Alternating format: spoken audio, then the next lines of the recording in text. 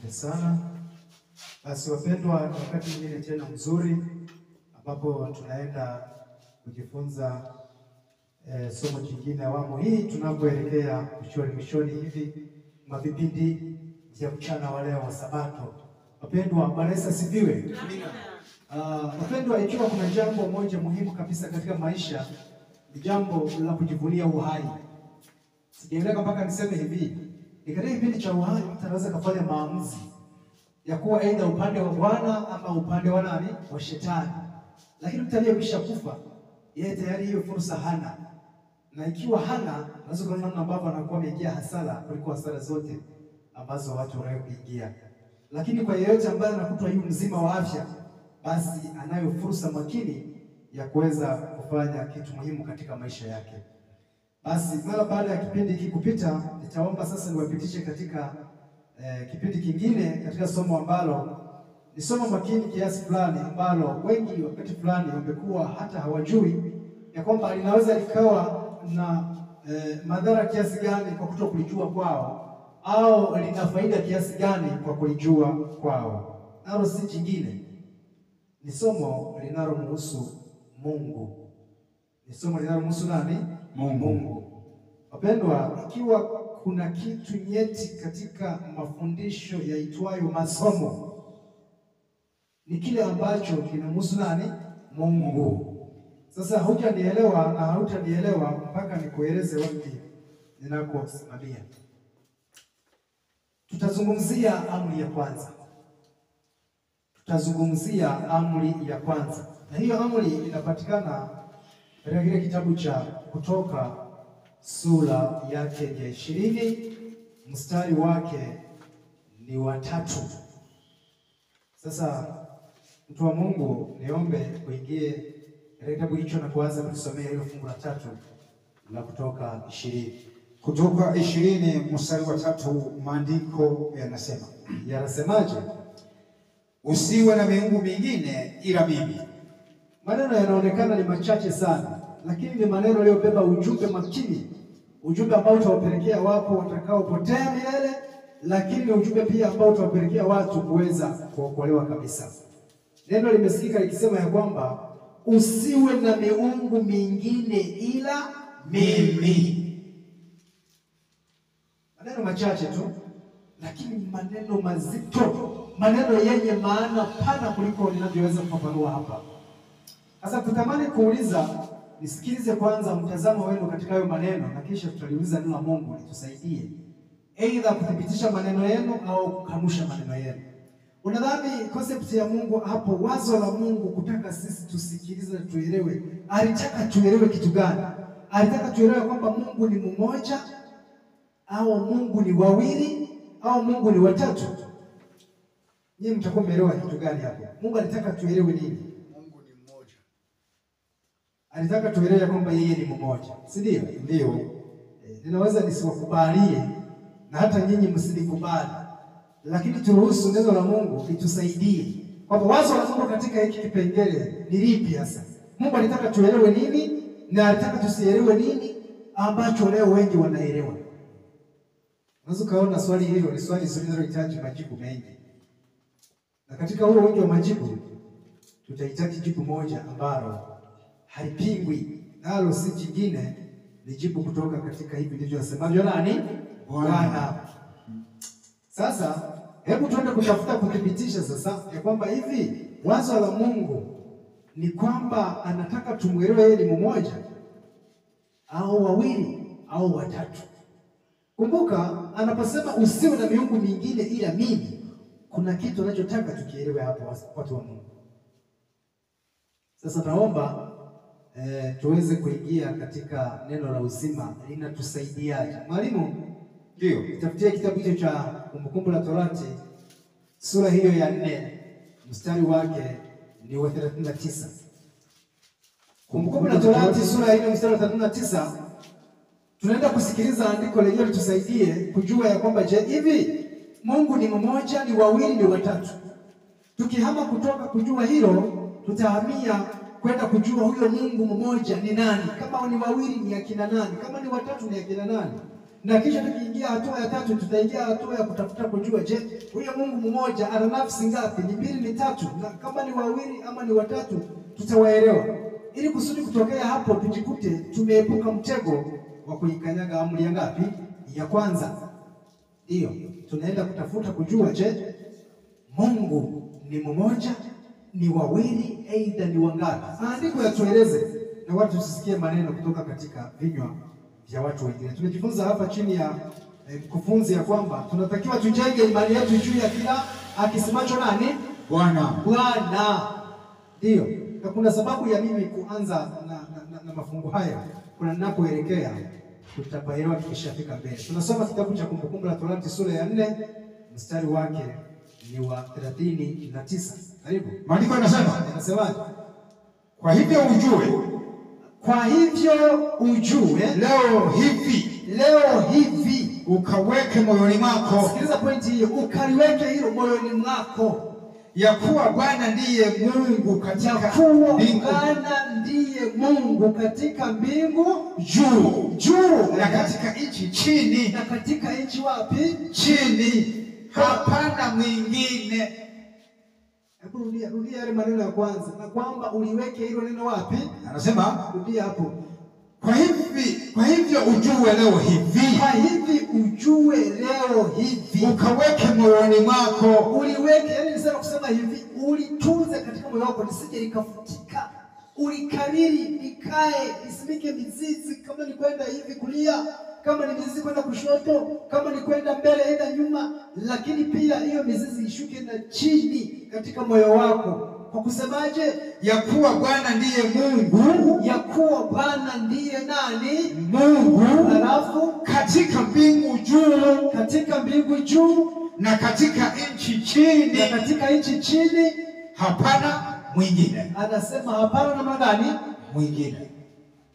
Bado wazo inaendelea kuunga mkono mliosema ya kwamba Mungu ni mmoja. Amekiri kabisa ya kwamba hapana nani? Mwingine. Kimbia soma kitabu cha Isaya 44 mstari wa 8. Tuendelee kuthibitisha maneno hayo kabla ya kwenda kumuona huyo Mungu ni yupi au Mungu ni nani. Tulinganisha na leo watu wanavyosema kwamba Mungu ni hivi ni hivi ni hivi. Tuondokane na maneno, tusafiri na neno la Mungu. Karibu sana mtumishi. Isaya 44 mstari wa 8. Isaya 44 mstari wa 8. Hiyo anasemaje? Maandiko yanasema msiogope wala msifanye hofu. Msiogope wala msifanye namna gani? Hofu. Je, sikuhubiri haya zamani na kuyaonyesha? Je, sikuhubiri haya zamani na kuyaonyesha? Na ninyi mashahidi wangu. Anasema na ninyi ni mashahidi wangu. Je, yuko Mungu zaidi yangu mimi? Anahoji, anauliza, je, yuko Mungu zaidi yangu mimi? Anasema Mungu sasa. Hakika hapana mwamba. Sikiliza, anasema hakika hapana nani? Mwamba. Hakika hapana nani? Mwamba. Endelea. Tena anasema mimi sijui mwingine. Anakanusha, anakana, anasema yeye hajui mwingine. Sasa utakuja pembeni uanze kusema yupo mwingine, sisi tutakushangaa. Ni nani atakayeonekana hawezi kusema vizuri kati ya wewe na Mungu? Si ni wewe? Maana Mungu tunaamini aseme uongo, si ndio? Ndio. Anasema yeye hamjui mwingine. Sasa ikiwa hamjui mwingine, wewe unataka kumjue? Haiwezekani. Ndio. Hebu fungua pia katika kitabu cha Kumbukumbu la Torati 6 mstari wa 4. Kumbukumbu la Torati 6 mstari wa 4. Tunaendelea kupata jambo kwa ufupi sana ili tuzame ndani. Kwamba hivi hii amri ya kwanza tuitendeje hata. Kumbuka pendwa, tunapozungumzia amri ya kwanza tunazungumzia ujumbe wa malaika wa kwanza. Ujumbe wa malaika wa kwanza unamtaka mtu yeyote kuweza kutambua ni nani alistahilie ibada yake. Ni Mungu yupi astahilie kuabudiwa. Na hautamjua mpaka uelewe amri ya kwanza. Ndio. Kama umefika unaweza kusoma 6:4 anasema. Nasemaje? Sikiza. Nasema sikiza. Israeli. Israeli. Bwana Mungu wetu. Bwana ndiye mmoja. Bwana ndiye mngapi? Mmoja. Bwana ndiye mngapi? Mmoja. Sasa ukija ukasema hapana sio mmoja, tutakushangaa, si ndio? Lakini haleluya, ninaweza nikakiri wazi ya kwamba wengi kabisa wamekuwa wakiamini hivyo ya kwamba Mungu ni mngapi? Ni mmoja. Mungu ni mngapi? Ni mmoja. Lakini kuna la kusikitisha ambalo nahitaji tulione hapa mbele. Isikana ambapo huyo Mungu aliyemkiri ni mmoja, lakini tuwauliza huyo Mungu mmoja ni nani? Wanaanza kusambaratika. Wanaanza kusema isivyo, wanaanza kusema kila mtu kivyake, kitu ambacho ni hatari sana. Hatari mno, tena si kidogo. Si kidogo kabisa, inatisha sana. Sasa kabla sijasonga mbele, hebu nikitafutia kitabu kile cha Wakorintho wa pili, sura ile ya 4 mstari wa 2. Ili uone kituko kilipo, na lazima kwa vyote vile tujiepushe na hivyo vituko. Hiyo. Wakorintho wa pili sura ile ya 4 mstari wake ni wa 2. Wakorintho wa pili 4 mstari wa 2. Anasemaje? Wakorintho wa pili 4 mstari wa 2. Maandiko yanasema, anasemaje? Lakini tumekataa mambo ya aibu yaliyositirika. Sikiliza, hapa ndipo sisi msimamo wetu ulipo. Unajua kama kuna kitu nyeti na muhimu ni kusikiliza nini Bwana akisemacho. Na ikiwa utajiepusha kusikiliza kile Bwana akisemacho, rafiki, haijalishi wewe unaitwa nani, haijalishi wewe ni mnene, haijalishi wewe ni mrefu, haijalishi umri wako, wewe utapotea. Utapotea. Kwa hivyo tunadaiwa kusikiliza kile Bwana anachotuelekeza dhidi ya kile ambacho wengi wamekuwa wakipotosha. Ndio maana sisi tumedaiwa kuwa na msimamo kama wa Paulo. Rudia fungu hilo. Anasemaje? Lakini tumekataa mambo ya aibu yaliyositirika. Sisi tumekataa mambo ya aibu ambayo yafanyeje? Yamesitirika. Songa mbele.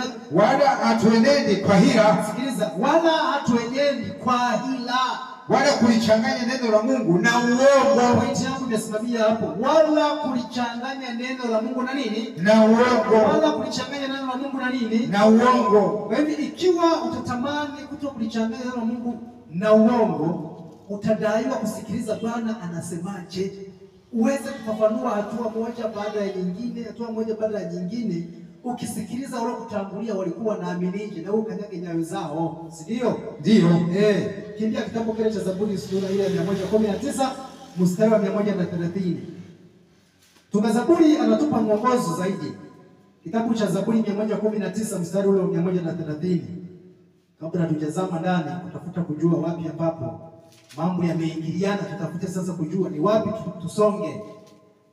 Zaburi 119 130. Ndio. Maandiko yanasemaje? Kufafanusha maneno yako patia nuru. Kufafanusha maneno yako patia nini? Nuru. Kufafanusha ama kufafanua maneno yako patia nini? Nuru. Sisi tulisoma hapa kitabu cha Zaburi 119 mstari wa 105 kwamba neno lako ni taa nini? Ya miguu yangu. Na tena ni mwanga wa njia yangu. Alafu kutusomea tena fungu la 11 kwamba moyoni mwangu imeeleweka neno lako ili nisiye kutenda nini? Dhambi. Sasa huwezi kuona kwamba umuhimu wa neno la Mungu ni upi? Ni mkubwa. Sasa anasema kufafanua neno la Mungu kunatia nini? Nuru. Kunatia nuru. Kwa hivyo ikiwa tutatamani wapendwa kuokolewa, tutadaiwa kusikiliza neno la Mungu linajifafanuaje, sio sisi tunalifafanuaje, si ndio? Tena nasema na kumfahamisha mjinga. Unajua mjinga si tu neno mjinga ni yeyote ambaye haelewi, lakini akielekezwa anaweza kufanyaje? Akaelewa. Ndio.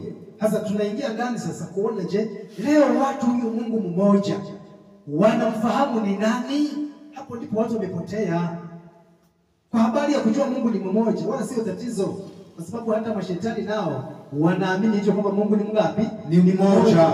Tena si tu kwamba wanaamini hivyo, wanaenda mbali zaidi, wanaamini na kufanyaje? Na kutetemeka. Haya maneno tunapita kitabu cha Yakobo sura ya 2 mstari wake ni wa 19. Niombe sasa tuingie ndani. Tunaingia ndani kuanza kujua huyo Mungu mmoja ni nani, kinyume kabisa cha wanavyomuita watu wengine. Halafu tuchague kujua ni nani tumfuate na nani tusimfuate, hatimaye tuepuke mtego wa shetani wa kuivunja amri ya kwanza na kujikuta tunaabudu miungu mingine. Maana agizo limetolewa hivi, usiwe na miungu mingine ila mimi. Sasa sijajua mimi inamaanisha mmoja, wawili, watatu? Mmoja. Si wote tumekiri kwamba Mungu ni mmoja. Sasa twende kuona huyo Mungu mmoja wanamfafanua vipi? Tukimbie katika kitabu kile cha Korintho wa kwanza sura yake ni ya 8 mstari wake anzia wa 4 mpaka wa 6. Uanze kushangaa tunapolinganisha na iamini wavyo leo, kisha tuone uongo ni upi tupige pembeni, alafu kweli ni upi tufuate. Korintho wa kwanza sura ya 8 mstari wa 4 mpaka wa 6. Wakorintho wa kwanza 8 mstari wa 4. Wakorintho wa kwanza 8 mstari wa 4 mpaka wa 6.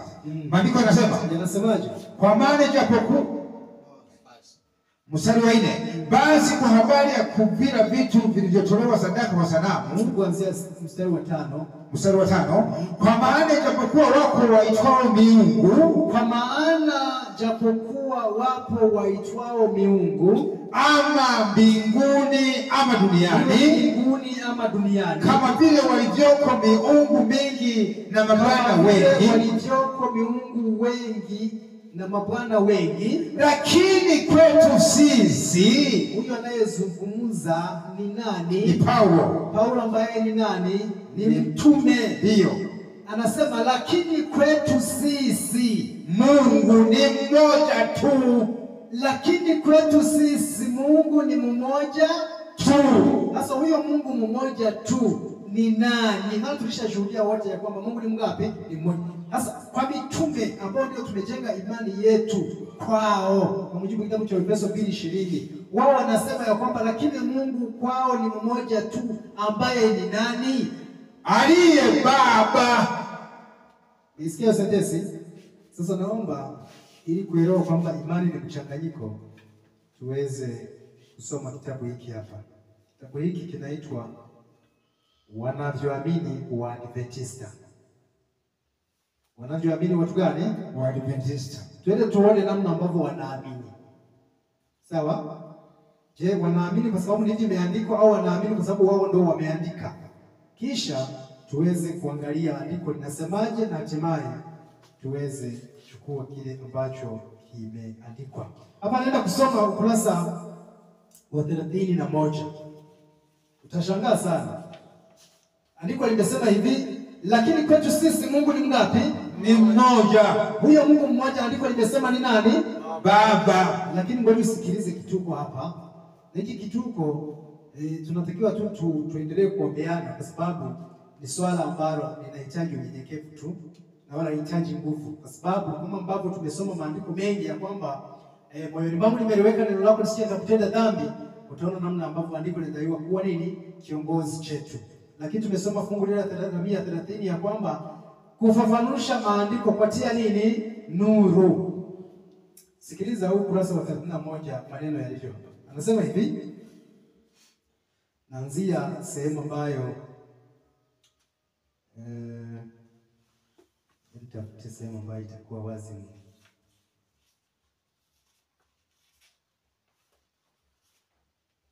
Hapa nimehama ukurasa, nimeingia ukurasa wa 32. Tafuta sehemu ambayo inaweza kutufanya tuelewe haraka. Anasema hivi,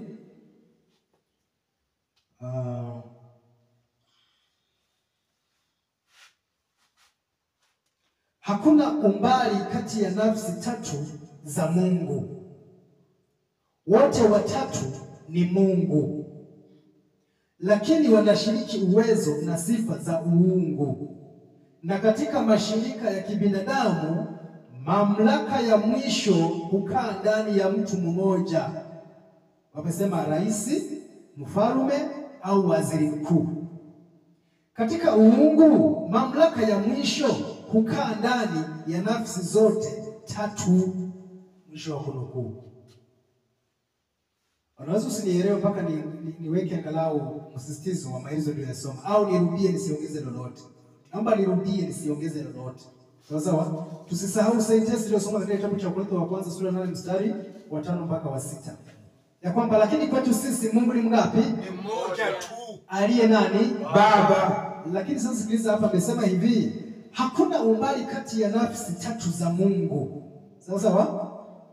Wote watatu ni Mungu, lakini wanashiriki uwezo na sifa za uungu. Hata nikiachia hapo maana yake inayowasilishwa ni hii, kwamba wote watatu ni nani? Ni Mungu. Yaani na kwamba huyo Mungu mmoja ni wangapi? Ni watatu. Lakini hapa kwenye Biblia imesema huyo Mungu ni nani? Mmoja. Ni mmoja ambaye ni nani? Ni Baba. Sasa ngoja hiki nikiache tuendelee kuangalia maandiko, si ndio? Ndio. Kisha tutakirudia mahala pengine usikilize. Unajua ufike tu wakati fulani watu wa Mungu tujiepushe na dhambi zisizo za lazima. Ifike muda labda tujikuta tumetenda dhambi kwa bahati mbaya. Si kwa sababu tu ya kuwa watu tunaotenga muda kwa ajili ya kutafakari, si ndio? Hebu mtumishi kimbia katika kitabu kile cha Mathayo 17 mstari wake ni wa 5. Mathayo 17 mstari wake ni wa 5. Hapa tunapata sura nzima namna ambavyo Mungu anatuongoza kumsikiliza mwana wake. Kile mwana wake anachokielekeza, huu ndio ukweli. Unajua sisi tunaokolewa kupitia mwana wake. Yeye ndiye aliye daraja kutoka kwetu, kutoka kwake kwenda kwa nani? Kwa baba yake. Mathayo 17 mstari wake ni wa 5. Anasemaje? Anasema, maandiko yanasema, alipokuwa katika kusema, tazama wingu jeupe likawatia kivuli, na tazama sauti kutoka katika lile wingu ikasemaje? Huyu ni mwanangu. Mungu anasema huyu ni mwanangu mpendwa wangu, ninayependezwa naye. Sikieni yeye. Msikilize yeye. Nini Mungu anataka tukielewe hapa? Anasema hivi, kila Yesu anachokizungumza tukisikilize. Huo ndio ukweli. Tusisikilize maneno ya wasomi na watu wengine wajiitao wataalamu, wajuzi. Hakuna. Tumsikilize yeye nani? Mwana wake Yesu nani? Kristo. Sasa Yesu Kristo anatueleza ya kwamba Mungu ni nani? Kwa sababu tayari mgongano umeshatokea. Sasa mgongano ukishajitokeza, lazima tutafute kujua usahihi tuupate kwa nani? Sasa Mungu ameelekeza kwamba tumsikilize mwana wake. Ndio? Ndio. Unajua Yesu aliwahi kuwa anatoa elimu na watu wakawa wanaelewa. Sasa kwa nini sasa sitoe elimu kwetu kupitia maandishi na tukaelewa? Kimbia kitabu kile cha Marko sura ile ya 12 mstari wake ni wa 29. Hapo utakutana na ndugu mmoja ambaye alimuuliza ni amri ipi ya kwanza, nayo inasemaje? Marko 12:29. 29.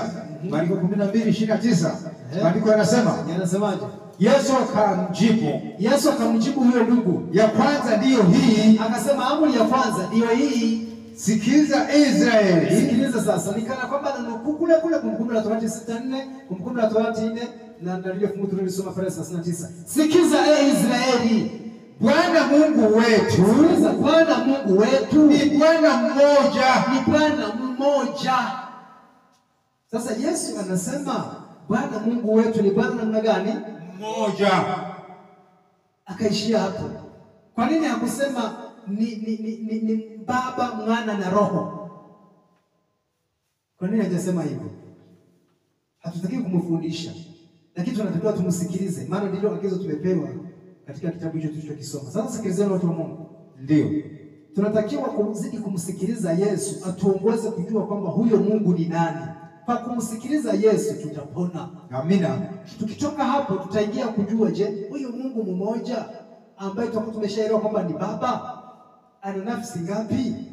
Hii itatusaidia kuepuka hiyo hatia ya uvunjaji wa amri ya kwanza.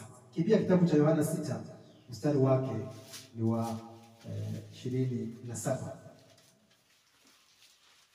Yohana 6 mstari wa 27.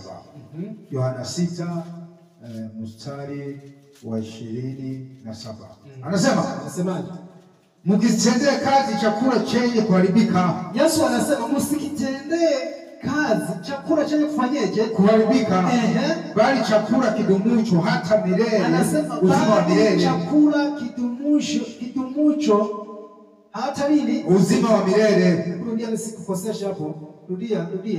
Msikitendee kazi chakula chenye kuharibika. Anasema msikitendee kazi chakula chenye kuharibika, bali chakula kidumucho hata uzima wa milele. Bali chakula kidumucho hata uzima wa milele, ambacho mwana wa Adamu atawapa. Sikiliza, ambacho mwana wa Adamu atawapatia. kwa sababu huyu ndiye aliyetiwa muhuri na Baba. Sasa hapo ndipo ninapohitaji point yetu isikike, ya kwamba kwa sababu huyu ndiye aliyetiwa muhuri na nani? Na Baba. Kwa sababu huyu ndiye aliyetiwa muhuri na nani? Na Baba. Sasa sikiliza, huyu Baba ni nani? Songa mbele. Yaani Mungu. Kwa hivyo hapo kuna aliyetiwa muhuri na Baba ambaye ni Kristo, lakini huyo Baba ndiye nani? Mungu. Kwa hiyo ukisikiliza ya kwamba Mungu mmoja tuliye naye ni nani? Ni Mungu. Mungu tuliye naye mmoja ni nani? Ni Baba. Sasa unaweza kama hujajua ni Baba wa nani? Angalia pale kitabu cha Waefeso 1 mstari wa 3. Waefeso 1 mstari wa 3. Waefeso 1 mstari wa 3. Maandiko yanasemaje? Atukuzwe Mungu Baba wa Bwana wetu Yesu Kristo. Baba wa Bwana wetu Yesu Kristo. Kwa hivyo Mungu ni Baba wa Bwana wetu nani? Yesu Kristo. Kwa Yesu Kristo ni mwana wa huyo nani? Baba. Ambapo huyo Baba ndiye nani? Mungu. Na hisi namna hiyo. Sio kwamba sio kwamba Mungu anajumuisha watatu kama tulivyosoma kwenye kitabu hiki, ya kwamba wote hao ndio Mungu. Hapana, watu wa Mungu. Ukweli huko hivyo, maandiko yafafanui hivyo, maandiko yaelekezi hivyo. Maandiko yanaelekeza ya kwamba huyo Mungu mmoja ni nani? Ni Baba wa Bwana wetu Yesu nani? Kristo. Wakati fulani ifike tu muda tukubali kwamba Yesu ni mwalimu wetu, na wala tusiruhusu mawazo yetu kujaza nafasi ya nani? Ya Yesu. Kimbia kitabu kile cha Yohana sura ya 8 mstari wa 54. Yohana sura ya 8 mstari wa 54, bado kuna maelezo mengine mazuri yanayotutanabaishia jinsi gani ambavyo huyo Mungu mmoja ambaye tunadaiwa kutoka kumuunganisha na Mungu mwingine ni Baba, na huyo Baba ni Baba wa Bwana wake na Yesu Kristo. Bwana wetu Yesu Kristo. Soma kitabu hicho cha Yohana 8:54. Usikilize. Yohana 8:54. Maandiko yanasemaje? Yesu akajibu, nikijitukuza mwenyewe, utukufu wangu si kitu. Anasema utukufu wangu mimi si kitu. Anitukuzaye ni Baba yangu. Sikiliza, baada anaweka vizuri kwamba anitukuzaye ni Baba yangu, ambaye ninyi mwanena kuwa ni Mungu wenu. Ambaye ninyi mwanena kuwa ni nani? Ni Mungu wenu. Ambaye ninyi mwanena kuwa ni nani? Mungu wenu. Huyo baba yake na Yesu ndiye Mungu wetu. Huyo baba yake na Yesu ndiye Mungu wetu. Sasa Yesu hajawahi kusema uongo na hajawahi kuandikiwa dhambi ya uongo. Sasa tumwamini nani, tumpige nani kama maandiko yako wazi namna hiyo? Si lazima tumsikilize Yesu? Ndio. Lazima tumsikilize Yesu. Hata wafuasi wake mitume na manabii wanathibitisha hayo. Hebu kimbia kitabu kile cha Yohana wa pili sura ya kwanza mstari wake ni wa 3. Waraka wa pili wa Yohana sura ya kwanza mstari. Yohana wa pili sura ya kwanza mstari wa 3. Unajua ifike tu muda tukubali kwamba maandiko ndicho kielelezo. Maandiko ndio barabara kama tulivyokwisha soma. Tusiruhusu mawazo yetu yakajaza nafasi mahali pa neno la Mungu. Tutapotea watu wa Mungu. Mungu ni Baba wa Bwana wetu Yesu nani? Kristo. Mungu ni Baba wa Bwana wetu Yesu nani? Kristo. Si vinginevyo. Soma mahali hapo tusikie. Yohana wa pili sura ya kwanza mstari wa 3. Yohana wa pili sura ya kwanza mstari wa 3. Mstari wa 3. Nasemaje? Maandiko yanasema, neema na rehema na amani zitokazo kwa Mungu Baba na kwa Yesu Kristo mwana wa Baba. Sasa nafikiri ifike tu muda labda ninyamaze niseme chochote, tunasoma tunaachia. Kwa sababu maneno mengine yako wazi kiasi kwamba hayahitaji nyongeza wala ufafanuzi. Tumesoma kitabu cha Zaburi 119 mstari wa 130 ya kwamba kufafanusha neno lako kunatia nini? Nuru. Dio. Lakini kuna wakati kabisa neno likisema wewe mwenyewe umesikiliza halihitaji kufafanuliwa tena. Nimeshajifafanua. Rudia maneno hayo watu wasikilize. Narudia fungu. Maandiko yanasema. Yanasemaje? Neema na rehema na amani zitokazo kwa Mungu Baba na kwa Yesu Kristo mwana wa Baba. Kwa hivyo tayari tuelewe hivi, kuna Baba ambaye ndiye Mungu, sawa sawa? Ndio. Lakini hapo kuna mwana pia wa huyo nani? Baba. Kwa hivyo tayari tutambue kwamba kuna Mungu ambaye ni baba wa huyo mwana, na huyo mwana ana baba yake, na huyo baba yake ndiye nani? Ndiye Mungu. Ndio. Sijui nitumie kauli gani nyingine nzuri nieleweke. Hebu ngoja tukimbie kidogo labda katika kutafuta msaada kwenye roho ya unabii. Tusome kitabu cha Shuhuda kwa Kanisa gombo la 8 kurasa 268 paragrafu ya 3. Usikilize maneno hayo yakiwekwa vizuri zaidi na mtumishi wa Mungu L.G. White. Kitabu ni Shuhuda kwa Kanisa gombo la 8,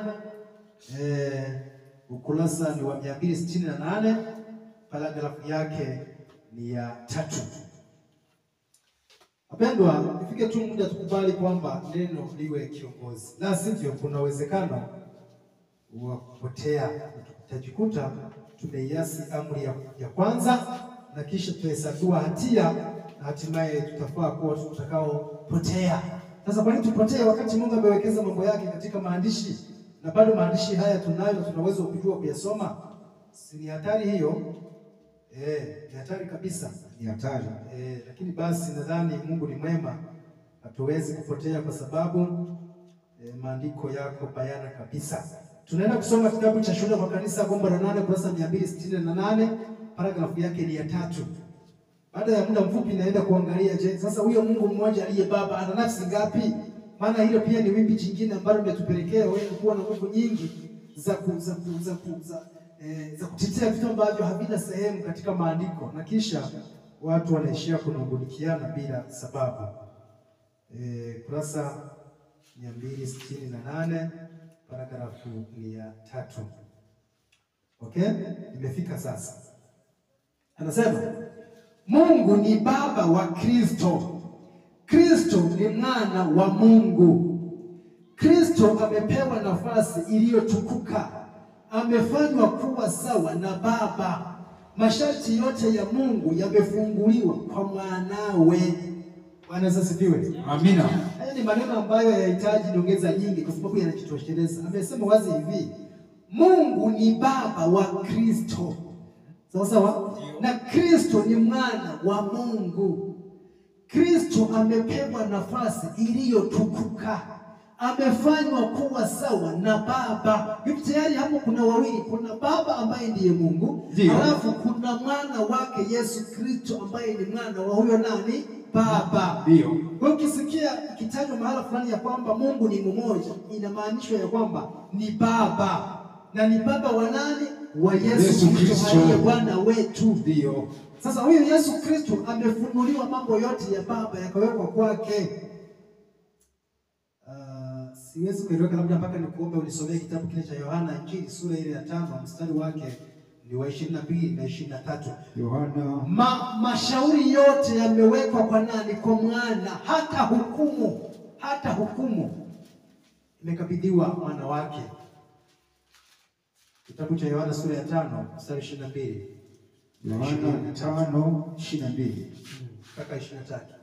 Yohana 5:22 mpaka 23. Maandiko yanasemaje? Tena Baba hamhukumu mtu yeyote. Sasa hiyo sentensi ya kwamba tena Baba hamhukumu mtu yeyote, bali amempa mwana hukumu yote. Anasema bali amempa mwana hukumu yote, ili watu wote wamheshimu mwana kama vile wanavyomheshimu Baba. Ili watu wote wamheshimu mwana kama vile wanavyomheshimu nani? Baba. Asiyemheshimu mwana hamheshimu Baba aliyempeleka. Amina. Unajua kuna kitendawili hapa cha wengi ambacho kimekutwa na nguvu nyingi, lakini bila sababu, ni kwa kuwa tu wamekariri. Lakini nakutangazia hivi mpenzi msikilizaji na mtazamaji, kama itakupendeza kutenga muda kwa ajili ya kujua huu kweli, utakuja kuwa huru na utashangaa sana dhidi ya mafundisho ya uongo ambayo yamewagubika wengi. Jinsi gani ambavyo watu wamebaki kusikia fulani anasemaje na wala hawataki kusikia neno linasemaje. Wameachilia tu watu wengine wafikiri kwa niaba yao, kitu ambacho ni hatari sana. Mungu amekukabidhi akili uzitumie, na hivyo itapendeza kama utatenga muda kwa ajili ya hilo. Unajua kuna kitu ambacho ni cha kushangaza sana, lakini ambacho sasa hakitakiwa kudumu kuwa cha kushangaza. Ni kwamba kuna kitendo cha umoja uliopo kati ya Kristo na Baba yake. Kila kitendo cha umoja uliopo kati ya Kristo na Baba yake ndicho kitendo pia cha umoja uliopo kati ya sisi Baba na Mwana. Ujanielewa mpaka niende katika kitabu cha hiki cha Shuhuda wa Kanisa, gombo ni hili la 8, ukurasa wa 249, 269, paragrafu yake ni ya 4. Sikilize, kuna mambo ya kushangaza hapa. Kuna mambo ya kushangaza hapo. Sikilize maneno haya. Anasema hivi: kauli ya ajabu. Umoja uliopo kati ya Kristo na wanafunzi wake hauharibu nafsi ya kila mmoja. Wao ni wamoja katika kusudi, akili na tabia, lakini si katika nafsi. Hivyo ndivyo Mungu na Kristo walivyo mmoja. Maneno haya ni maneno ambayo yanahitaji tafakari, ya kwamba umoja uliokuwepo kati ya Kristo na wanafunzi wake haukuharibu nafsi ya kila mmoja wao. Ndio anasema ya kwamba kila mmoja alikuwa na nafsi yake. Anasemaje? Ndivyo ilivyo pia kwa Kristo na nani? Na Mungu. Kwa hivyo ifikia kuna tuelewe na kukubali ya kwamba kuna Mungu na kuna Kristo. Huyo Mungu ndiye Baba, halafu huyo Kristo ni mwana wa huyo nani? Baba. Kwa hiyo tunapokuwa tukisoma mahali popote palipoandikwa ya kwamba Mungu mmoja, huyo Mungu mmoja ni nani? Ni Baba. Na ni Baba wa nani? Ni Baba wa Bwana wetu Yesu nani? Kristo. Na umoja walionao mitume na wanafunzi wakati ule ndio umoja ambao wanao Baba na nani? Na Mwana wake. Kwa hivi wale ni wamoja, sio mmoja. Sasa watu hawa wamefika pale wakasema hamna, ukisema Mungu mmoja umetaja Baba, Mwana na Roho. Na hii ndio imani ya watu wengi, ya kwamba Mungu hakamiliki mpaka muungano uwepo wa Mungu Baba, Mungu Mwana na Mungu Roho. Huyo ndiye Mungu mmoja, kitu ambacho kwa kweli ni kosa kabisa, haikubariki popote katika Biblia nzima. Sasa kwa muda mfupi kabla sijafunga, niombe labda nikimbie kujua huyo Mungu mmoja sasa ambaye ni Baba ana nafsi ngapi? Huyo Mungu mmoja ambaye ni Baba ana nafsi ngapi? Kwa sababu kuna wimbi leo bado la watu kufundishwa na kufundisha ya kwamba Mungu tuliye naye mmoja ana nafsi ngapi? Tatu. Sasa swali, je, hiki kilichosema hapo ndio ukweli au ni maneno? Tunataka tusikilize neno na wala sio maneno. Huwezi kunielewa mpaka niweze kufungua kitabu hiki ambacho tumeanza ukisoma mwanzoni cha wanavyoamini wa Adventista.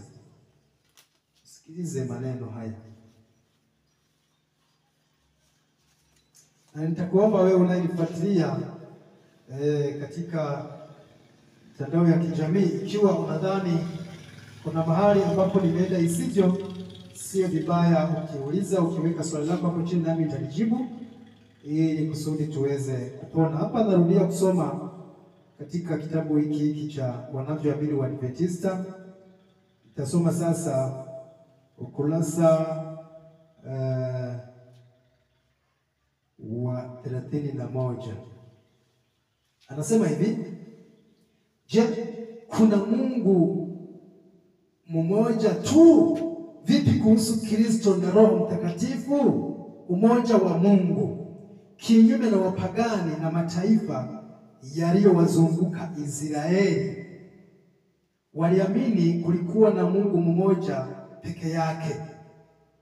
Haya ni maneno ambayo yanaonekana kana kwamba hao walikuwa wazunguka wa Israeli, wao waliamini ya kwamba Mungu ni mmoja peke yake. Lakini kimsingi kama ilikuwa hivyo, basi hao ndio walikuwa sahihi kwa mujibu wa maandiko ya Biblia. Sasa ngoja usikilize. Ngoja usikilize.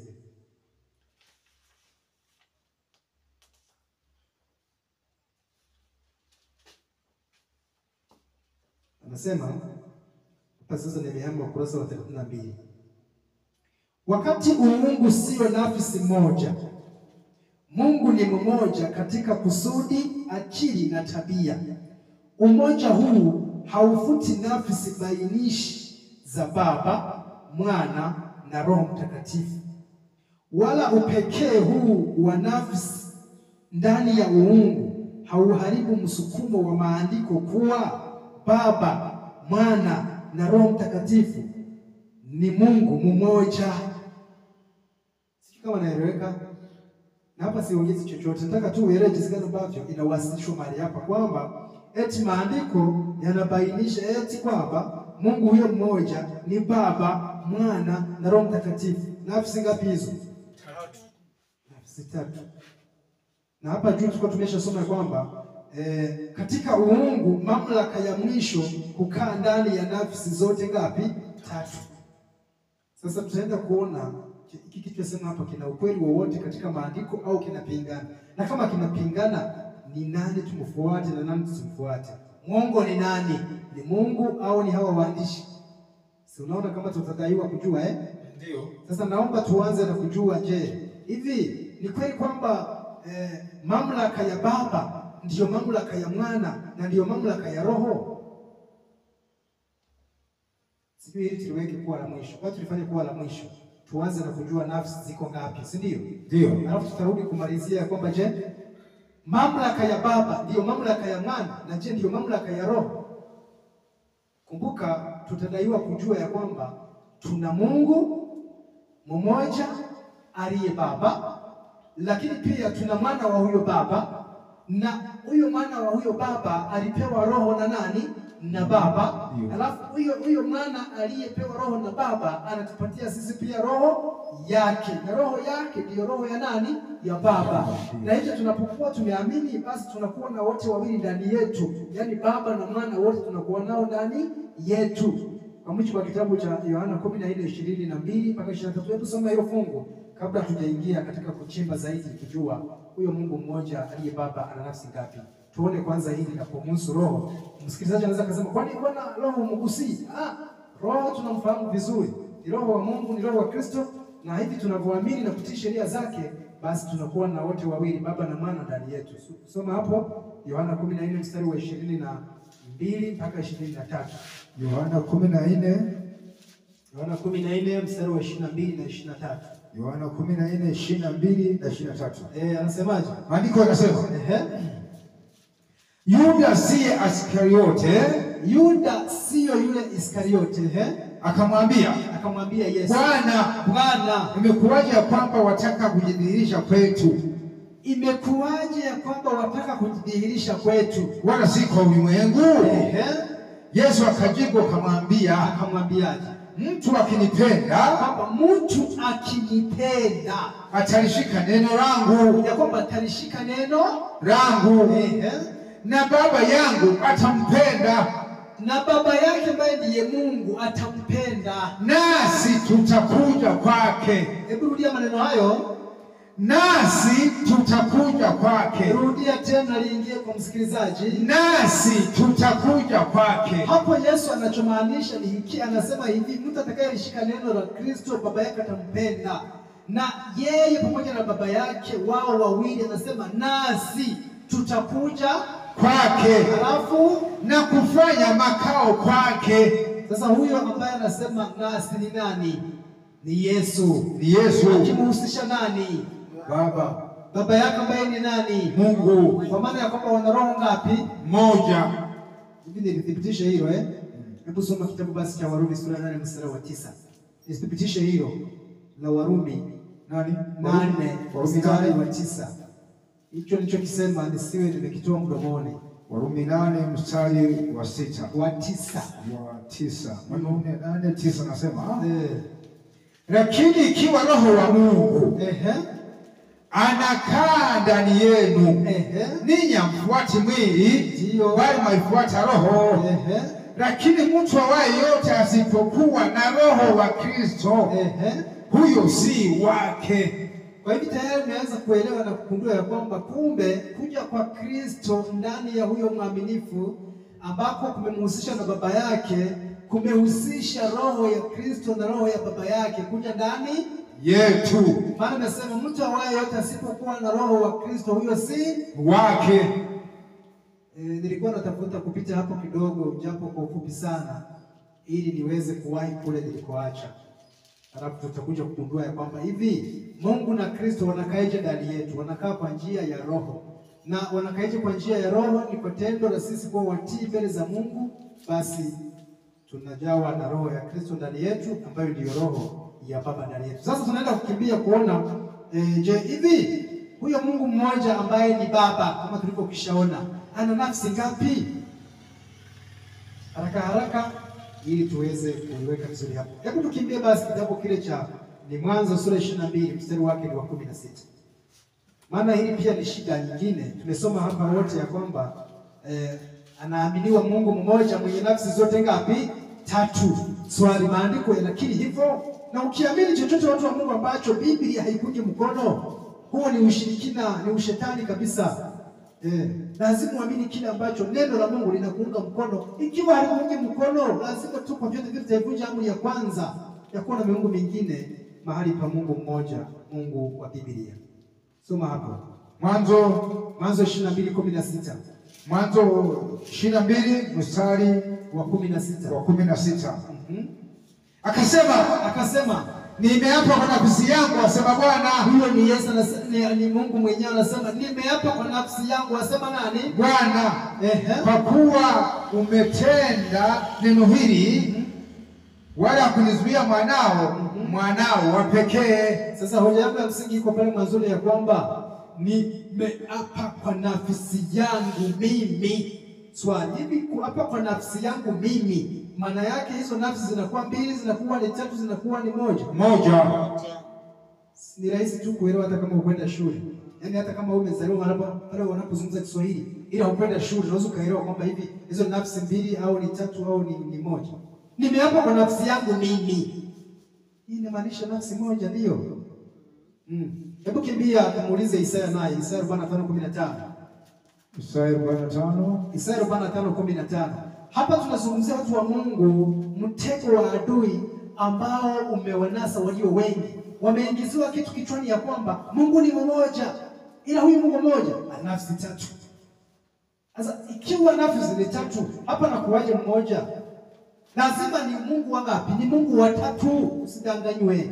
Maana ikiwa nafsi, unajua maana yake ni kama hivi, mimi nilivyo hapa, nina nafsi yangu. Mimi tuchukule ni Mungu. Hiyo nafsi nyingine huyo ni Mungu. Hiyo nafsi nyingine huyo ni Mungu. Hapo tuna Mungu wangapi? Kwa nini tumesoma hapo kwenye ukurasa wa 32 ya kwamba wote watatu ni nani? Ni Mungu. Sasa wote watatu ni Mungu. Ikiwa kwenye msingi namba 2 unaozungumzia utatu, msingi namba 3 unasema Mungu Baba, msingi namba 4 unasema Mungu Mwana, msingi namba 5 unasema Mungu Roho. Hapo tumepata Mungu wangapi? 3. Alafu eti hao Mungu watatu wanaunda Mungu ngapi? Mmoja. Hapo tuna miungu, tuna Mungu. Mungu atuhurumie sana. Hebu kimbia Isaya 45:15 tujiridhishe. Isaya 45:15. Hakika wewe Mungu ujifichaye nafsi yako. Rudia tena msikilizaji asipotee. Anasema hakika wewe Mungu ujifichaye nafsi yako. Hakika wewe Mungu ujifichaye nafsi yako. Hivi nafsi yako ina maana ya nafsi 2, 1, 3. Moja. Si ni rahisi tu watu wa Mungu namna. Hebu shuka chini pale fungu la 23. Sura ni hiyo. 23 nasema kwa nafsi yangu nimeapa. Kwa nafsi yangu nimeapa. Neno hili limetoka kinywani mwangu katika haki. Jamani, hivi itumike kauli gani nzuri ieleweke? Unajua Mungu hakutaka yeyote apotee. Ni swala tu la wewe kukinga sikio na kusikia kisha unaelewa. Hata Yeremia anathibitisha hayo mambo katika kitabu kile cha Yeremia 22 mstari wake ni wa 5. Yeremia 22 mstari wake ndio wa 5. Yeremia 22 mstari wa 5. 22 mstari wa 5. Anasemaje? Lakini kama hamtaki kusikia maneno haya, kama hamtaki kusikiliza maneno haya, mimi naapa kwa nafsi yangu, asema Bwana. Sasa hiyo sentensi pia ni ifafanue, nataka sinaeleweka tu namna hiyo kwamba anaapa kwa nafsi yake. Sasa nafsi yake aweza kuwa ni nafsi 2 au ni 3? Moja. Hebu tuachie tu hapo. Sasa niombe kumalizia kwa sentensi moja ambayo nayo ni mtihani mwingine, ambayo amesema ya kwamba, narudia kusoma hapa ili nisipoteze msikilizaji. Amesema hivi, wakati uungu, ni ukurasa wa 32, wakati uungu sio nafsi moja, Mungu ni mmoja katika kusudi, akili na tabia. Umoja huu haufuti nafsi bainishi. Napotaka sio hapo, samahani. Naanzia juu panapoanza na maneno hakuna. Nataka kuweka vizuri swala la mamlaka. Maana hapa wameongea kitu ambacho ni kinyume cha maandiko. Na mimi kwa roho ya upole kabisa na upendo na unyenyekevu naomba nimkosoe kama sio kuwakosoa. Maana hiki ni chama cha wachungaji wa General Conference. Anasema hakuna umbali kati ya nafsi tatu za Mungu. Kinyume kabisa kwanza tuliposoma. Sawa? Mungu ana nafsi ngapi? Moja. Haya. Anasema yeye sasa kwamba hakuna umbali kati ya nafsi tatu za Mungu, wote watatu ni Mungu, lakini wanashiriki uwezo na sifa za uungu. Na katika mashirika ya kibinadamu, mamlaka ya mwisho hukaa ndani ya mtu mmoja. Amesema rais, aidha mfalme au waziri mkuu. Katika uungu, mamlaka ya mwisho hukaa ndani ya nafsi zote tatu.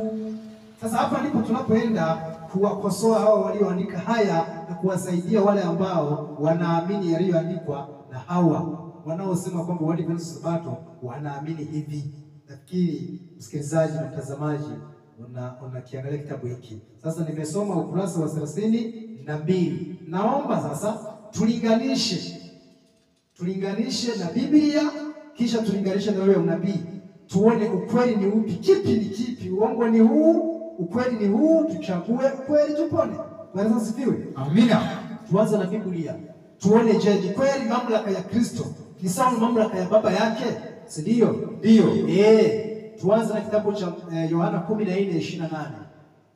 Yohana 14:28. Tunajiepusha wapendwa, tusiivunje amri ya kwanza ambayo Mungu ameelekeza vizuri ya kwamba tusiwe na miungu mingine ila yeye. Yohana 14:28 tuangalie je. Yohana 14:28. Kipi ni kipi hapo? Anasemaje? Mlisikia kwamba mimi naliwaambia naenda zangu. Mlisikia kwamba naliwaambia naenda zangu. Tena naja kwenu. Kama mungalinipenda. Yesu anasema kama mungalinipenda, mungalifurahi kwa sababu naenda kwa Baba. Anasema mungalifurahi kwa maana naenda kwa nani? Kwa Baba. Kwa maana Baba ni mkuu kuliko mimi. Mesikia sentensi ipokaa. Kwa maana Baba ni mkuu kuliko mimi. Hawa nao wamesema kwamba mamlaka zote, wote wana mamlaka inayo lingana. Tusiishie hapo, tusonge mbele. Tuendelee kuiuliza Biblia na kisha tutauliza roho ya unabii. Ni kweli hiki kitu kilichosema ni sawa? Tayari kwa hilo fungu tu wamepishana. Ndipo tunapoweza kuanza kuelewa tukubali hawa au tukubali Biblia. Si ndio? Ndio. Sasa kimbia kitabu kile cha Wakorintho wa kwanza sura 11 mstari wake wa 3. Wakorintho wa kwanza 11. Wakorintho wa kwanza 11 mstari wa 3. Wakorintho wa kwanza 11 mstari wa 3. Anasemaje? Maandiko yanasemaje? Lakini nataka mjue ya kuwa, anasema lakini nataka mjue ya kuwa kichwa cha kila mwanamume ni Kristo, na kichwa cha mwanamke ni mwanamume, na kichwa cha kila mwanamke ni mwanamume, na kichwa cha Kristo ni Mungu, na kichwa cha Kristo ni Mungu. Usisahau maneno haya yalisomeka hivi. Naomba niyarudie. Unajua hapa tunazungumzia umilele, tunazungumzia kifo na nini na uzima. Anasema hakuna umbali kati ya nafsi tatu za Mungu, wote watatu ni Mungu, lakini wanashiriki uwezo na sifa za uungu. Na katika mashirika ya kibinadamu, mamlaka ya mwisho hukaa ndani ya mtu mmoja, rais, mfalme au waziri mkuu. Katika uungu, mamlaka ya mwisho hukaa ndani ya nafsi zote tatu. Lakini andiko limesema hivi, na kichwa cha Kristo ni nani? Ni Mungu. Maana yake ni nini? Kwamba mamlaka kuu kati ya Kristo na Mungu iliyo kuu ni ya nani hapo? Ni ya Mungu. Sasa tumwamini nani, tumkatai nani? Nani mwongo kati ya Hawa na Mungu? Sinaona hawa ni waongo kabisa. Ni waongo kabisa. Kwa sababu andiko limehakikishwa katika kitabu cha Timotheo wa pili 3:16 anasema kila andiko lenye pumzi ya Mungu lafaa kwa nini? Kwa mafundisho. Sasa limetuelekeza hivyo na hawa wameelekeza hivi, tusikilize nani? Maandiko. Ndio. Lazima tusikilize maandiko. Sikiliza, hebu kimbia kitabu kile cha Wakorintho wa kwanza sura ya 15 mstari wake ni wa 27 na 28. Wakorintho wa kwanza 5. Wakorintho wa kwanza 15 fungu lile la 27 na 28 tutakutana na maelezo yanayothibitisha kwamba Mungu alikabidhi mamlaka yote kwa nani? Kwa mwanae. Lakini wakati utafika ambao mamlaka yote ambayo Baba alikabidhi kwa mwanae atairudisha tena kwa nani? Kwa Baba mwenyewe, ili kusudi Baba baki kuwa mkuu. Ndio. 15:27 na 28. Wakorintho wa kwanza sura ile ya 15 mstari wake ni wa 27 na 28. Anasema, kwa kuwa alivitiisha vitu vyote chini ya miguu yake. Kwa kuwa alivitiisha vitu vyote chini ya miguu yake. Huyo Mungu alivitiisha vitu vyote chini ya miguu ya Kristo. Ndio. Lakini atakaposema, sikiliza, lakini atakaposema vyote vimetiishwa, kwamba vyote vimetiishwa, ni dhahiri ya kuwa yeye aliyemtiishia vitu vyote hayumo. Hebu rudia fungu maelezo hayo ili yaeleweke vizuri kwa msikilizaji. Lakini atakaposema, vyote vimetiishwa, ya kwamba vyote vimetiishwa, ni dhahiri ya kuwa yeye aliyemtiishia vitu vyote hayumo. Yeye aliyemtiishia vitu vyote, yani Mungu aliyemtiishia Kristo, ni kana kwamba yeye hayumo, yani kana kwamba yeye hahusiki, si ndio? Ndio. Basi vitu vyote, lakini vitu vyote vikiisha kutiishwa chini yake, huyo Yesu, ndipo mwana mwenyewe, anasema ndipo mwana mwenyewe, naye atatiishwa chini yake yeye aliyemtiishia vitu vyote. Naye atatiishwa chini yake yeye Baba aliyemtiishia vitu vingapi? Vyote, ili kwamba Mungu awe yote katika yote. Amina. Amina. Sasa mwingine anakuja from nowhere anaanza kuzungumza maneno tu. Tunahitaji neno. Ndio. Maneno yako wazi ambayo haihitaji ongeza nyingi, ya kwamba Kristo alikabidhi mamlaka yote kwa nani? Kwa Kristo. Lakini muda utafika ambao mamlaka ile ambayo Kristo aliweka kwa mwana itamrudia nani? Baba. Ndio. Kwani hatujasoma ya kwamba Mungu aliweza kumkabidhi mamlaka yote katika kitabu kile cha Mathayo 28:18? Yesu akaja kwao akasema nao akawaambia, nimepewa mamlaka yote mbinguni na wapi? Na duniani. Ndipo Kristo akatoa ile mamlaka akawakabidhi na wanafunzi ili wakafanye kazi ile ambayo Baba alikuwa amemwagiza kuifanya. Sasa hayo yote si maandiko yanaweka wazi ya kwamba Kristo alipewa nini? Mamlaka. Na tumesoma hapa wazi ya kwamba katika kitabu cha Shuhuda wa Kanisa Kombo la 8 verse 264 aya ya 3 ya kwamba Mungu ni baba wa Kristo, Kristo ni mwana wa Mungu, Kristo amepewa nafasi iliyotukuka. Yaani hiyo nafasi iliyotukuka ndiyo mamlaka ya Baba kuitoa kwake kuipa nani? Mwana.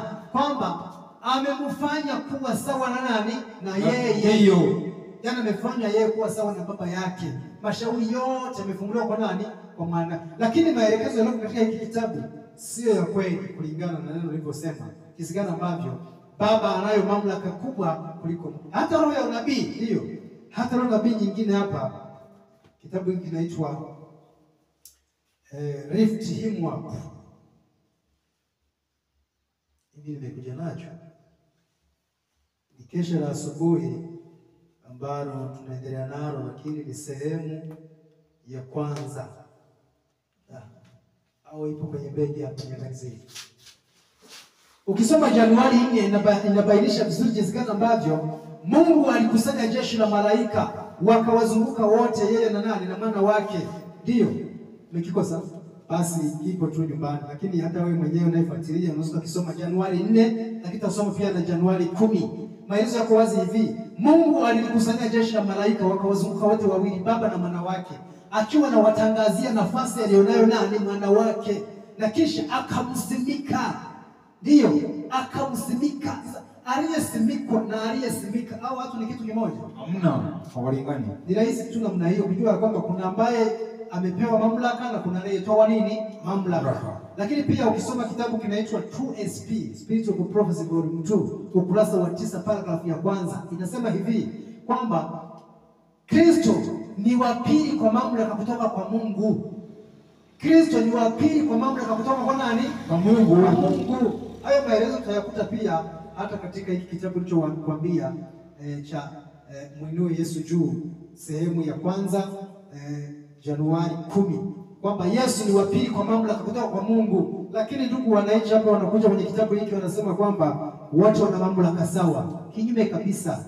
Hata uzima wa Kristo aliupata kutoka kwa nani? Kwa Baba.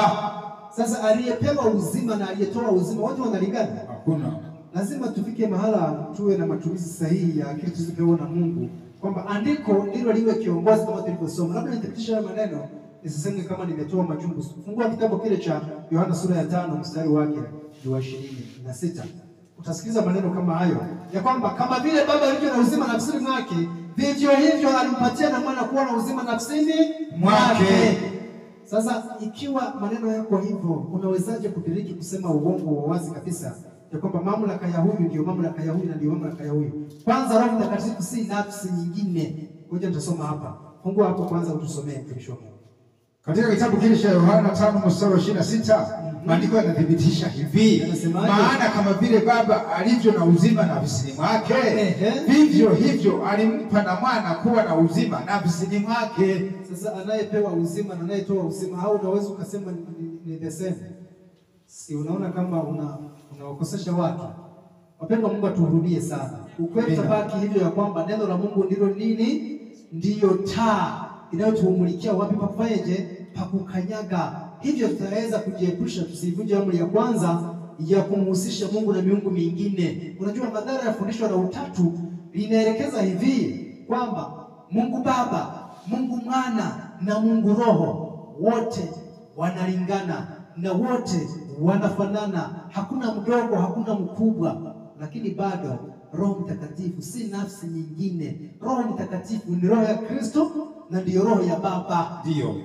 Mara pengine nimeweka vizuri ya kwamba kwenye roho nabii anasema ya kwamba Roho Mtakatifu ni pumzi ya uzima au ni uhai wa kiroho apewao mwaminifu yeyote. Kwanza tuhakiki maneno hayo kwenye Biblia. Kimbia kitabu cha Matendo ya Mitume sura 16 mstari wa 6 na wa 7 tunapoelekea kufunga sasa. Tuone je, hiki kitu tunachokisema kina uhakika wowote kwamba Roho Mtakatifu ni roho wa Kristo na ni roho wa Baba? Kisha tuangalie roho nabii inatusaidiaje. Matendo 16 mstari wa 6 na wa 7. Matendo 16 mstari wa 6 na wa 7. Maandiko yanasema wakapita katika nchi ya Frigia na Galatia, wakikatazwa na Roho Mtakatifu. Wakikatazwa na nani? Na Roho Mtakatifu. Wakikatazwa na nani? Na Roho Mtakatifu. Sasa sikiliza, ujue huyo Roho Mtakatifu ni nani?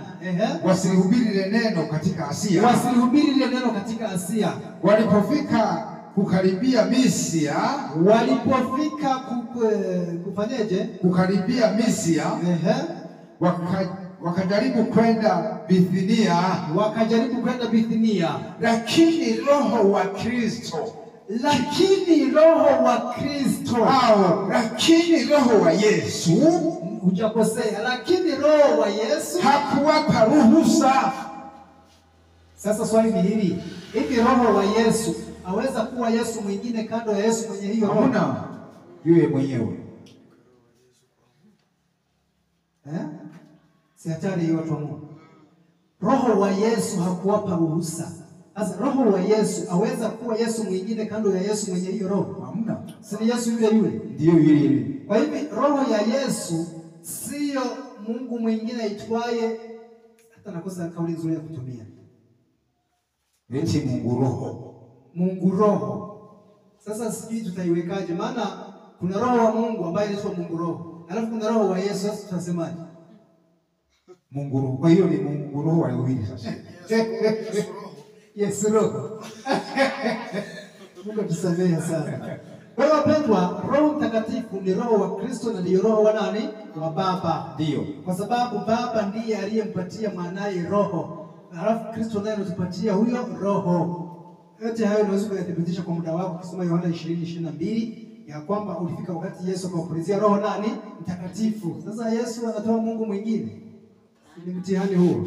Sasa kulingana na muda wetu naomba nithibitishe maneno pia niliyosema ya kwamba Roho Mtakatifu ni pumzi ya uhai wa kiroho nafsini mwetu. Tunasoma kitabu cha Tumaini la Vizazi Vyote ukurasa wa 805, ukurasa wa Kiingereza paragrafu ya 3. Tumaini la Vizazi Vyote ukurasa wa 805 paragrafu ya 3. Sikilize, inahisi kuna namna hiyo.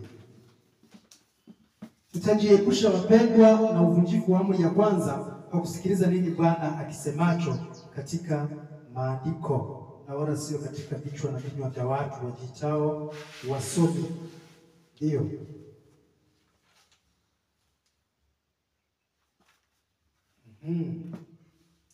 Usikilize maneno haya. Nasema hivi: Roho Mtakatifu ni pumzi ya uhai wa kiroho ndani ya mtu.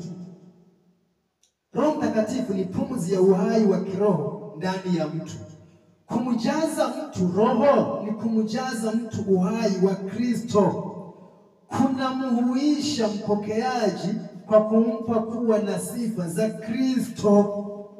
Wale tu wanaofundishwa hivyo na Mungu, ambao wana utendaji wa ndani wa roho na wenye maisha ambayo ndani yake kunadhihirishwa maisha ya Kristo, ndio wanaopaswa kusimama kama watu wawakilishi wakihudumu kwa niaba ya kanisa. Bwana asifiwe. Amina. Sasa maneno hayo mimi niyaweke wapi? Roho Mtakatifu ni uhai wa kiroho ndani ya muumini. Na mtu kupewa Roho Mtakatifu ni kupewa uzima wa Kristo ndani ya huyo mtu. Kwa sasa si yeye tena, ila ni Kristo ndani yake. Kwani tunasomaje kitabu cha Ufunuo 2:20? Kwamba Yesu anasema mlangoni nabisha, anasema mtakisikia sauti yangu na kufungua mlango, mimi nitaingia kwake na kufanya makao kwake, si ndio? Ndio. Sasa ninapofunga kabisa nifungue kitabu pia cha Shuhuda kwa Kanisa, gombo la 9, kurasa 189, paragrafu yake ni ya 3. Hiyo ndio nukuu yangu ya mwisho katika kuonesha namna ambavyo tunapaswa kuitii amri ya kwanza kama sehemu ya ujumbe malaika wa kwanza unaotuongoza kumwabudu Mungu wa pekee wa kweli aliyeziumba mbingu na nchi. Shuhuda kwa Kanisa, gombo la 9, kurasa wa 189, paragrafu ya 3, tunakutana na maneno mazuri yanayothibitisha hicho kitu ya kwamba Roho Mtakatifu ni roho wa Yesu. Roho Mtakatifu ni roho wa Kristo.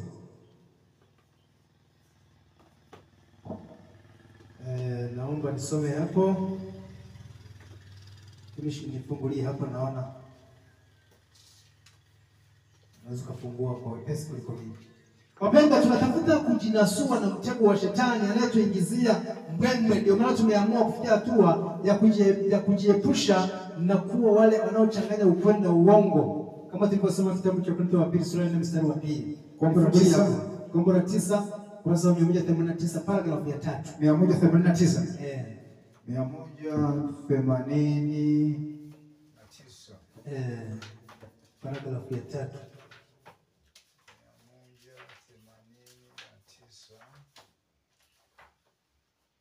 189 paragrafu ya 3. Paragrafu ya 3. Anasemaje? Maandiko yanasema ndugu zetu wa Jerumani, anasema ndugu zetu wa Jerumani, wa Denmark na wa Sweden hawana sababu nzuri ya kutoweza kuingiza maelewano katika kazi ya uchapishaji. Tulikuwa na mzozo hapo. Ndio wale wanaoamini ukweli, sikiliza, wale wanaoamini ukweli wanapaswa kukumbuka kwamba wao ni watoto wadogo wa Mungu. Wao ni watoto wadogo wa nani? Wa Mungu. Na kwamba wako chini ya mafunzo yake. Ndio. Hebu na wamshukuru Mungu kwa rehema zake nyingi, na wawe wema kwa kila mmoja kwa mwenzake. Ndio. Wana Mungu mmoja. Sikiliza hiyo pointi yangu ya mwisho. Wana Mungu mngapi? Mmoja. Tumejifunza tukajua ya kwamba ndiye Baba kwa mafungu mengi tuliyosoma. Na Mwokozi mmoja. Na Mwokozi nani? Mmoja. Mwokozi mngapi? Mmoja.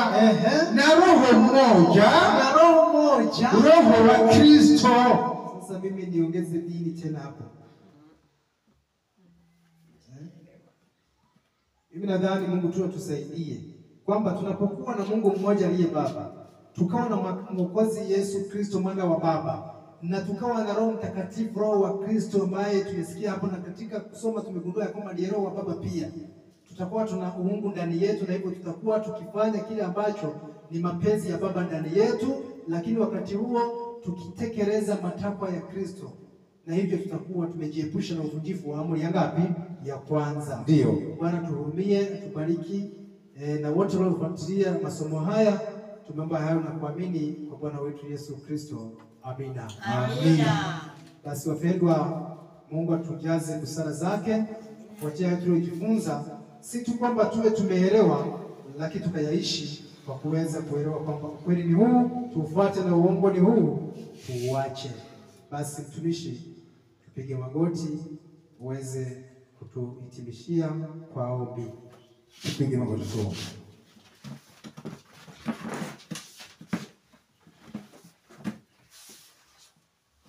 Tunakushukuru Baba yetu wa mbinguni, asante kwa kuwa umetupendelea kuweza kusikia jumbe za siku ya leo. Tusaidie sana uweze kuzipandikiza ndani ya roho zetu. Bwana, Roho wako Mtakatifu aendelee kutukumbusha mara kwa mara. Zungumza nasi kila siku tuendapo, utubadilishe tuweze kufanana na wewe. Na wale wote waliosikia Bwana na watakaosikia, basi ujumbe huu uweze kutusogeza karibu na msalaba wa Kristo. Asante kwa kutushinda pamoja nasi, mapenzi yako yatimizwe, ni katika jina la Yesu. Amina. Amina. Amina. Asanteni.